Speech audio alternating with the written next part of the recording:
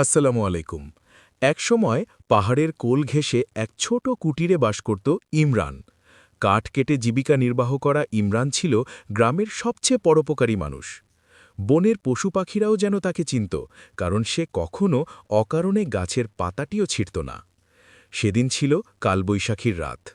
প্রচণ্ড ঝড় আর বৃষ্টিতে চারদিক অন্ধকার হয়ে গিয়েছিল। ইমরান তার কুটিরের জানালা দিয়ে দেখছিল প্রকৃতির তাণ্ডব। হঠাৎ সে এক আর্তনাদ শুনতে পেল, যেন কেউ যন্ত্রণায় ছটফট করছে। লণ্ঠন হাতে বের হয়ে ইমরান দেখল ঝড়ে উড়ে আসা একটি বিশাল শিলাবৃষ্টির আঘাতে একটি পাহাড়ি ঈগলের ডানা ভেঙে গেছে। ঈগলটি ছিল সাধারণ ঈগলের চেয়ে বড়, তার গায়ের রং ছিল সোনালি আভার। ইমরান তাকে ঘরে নিয়ে এলো।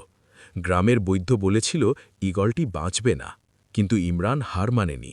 সে পাহাড়ি ভেষজ গুঁড়ো করে ঈগলের ডানায় প্রলেপ দিত, নিজের ভাগের দুধ আর মাংস পরম মমতায় পাখিটিকে খাইয়ে দিত।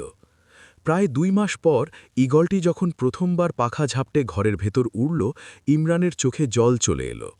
একদিন ভোরে ঈগলটি আকাশের নীলিমায় মিলিয়ে গেল, কিন্তু যাওয়ার আগে সে ইমরানের হাতের তালুতে তার একটি সোনালি পালক রেখে গেল।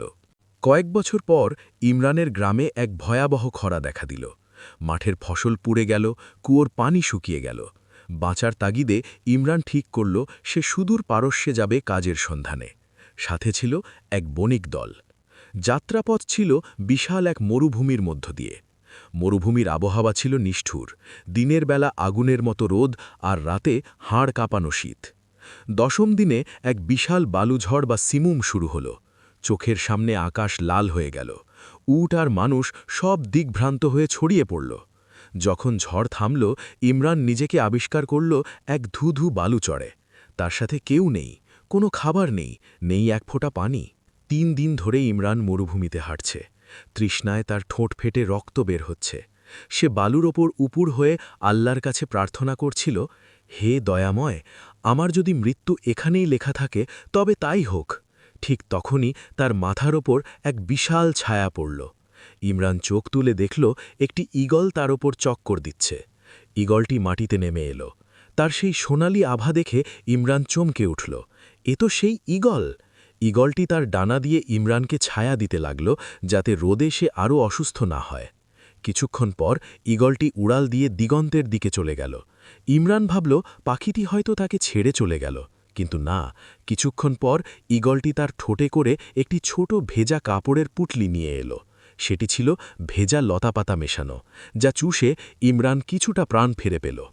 ঈগলটি তখন ইমরানের জামার কলার ধরে টানতে লাগল। ইমরান বুঝতে পারল তাকে হাঁটতে হবে।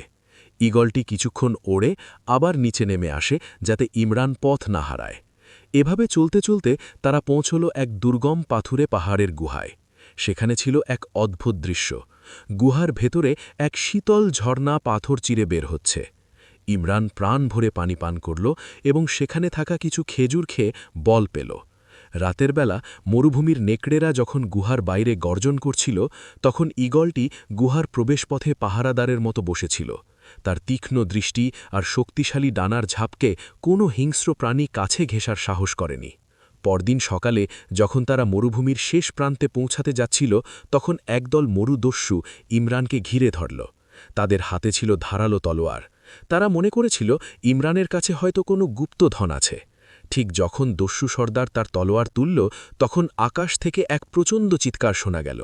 সোনালি ঈগলটি তীরের মতো আকাশ থেকে নেমে এলো। সে তার তীক্ষ্ণ নখ দিয়ে দস্যুদের আক্রমণ করতে লাগল। একের পর এক দস্যু পাখির আক্রমণে দিশেহারা হয়ে পড়ল। তারা ভয় পেয়ে ভাবল এটি কোনো জিনের আঁচড় বা মরুভূমির অভিশাপ। দস্যুরা তাদের ঘোড়া ছুটিয়ে পালিয়ে গেল। ঈগলটি ইমরানকে একটি জনবসতির উপকণ্ঠে পৌঁছে দিল। সেখানে গিয়ে ইমরান দেখল তার সেই বণিক দলটি আগেই পৌঁছেছে। তারা ইমরানকে জীবিত দেখে অবাক হয়ে গেল।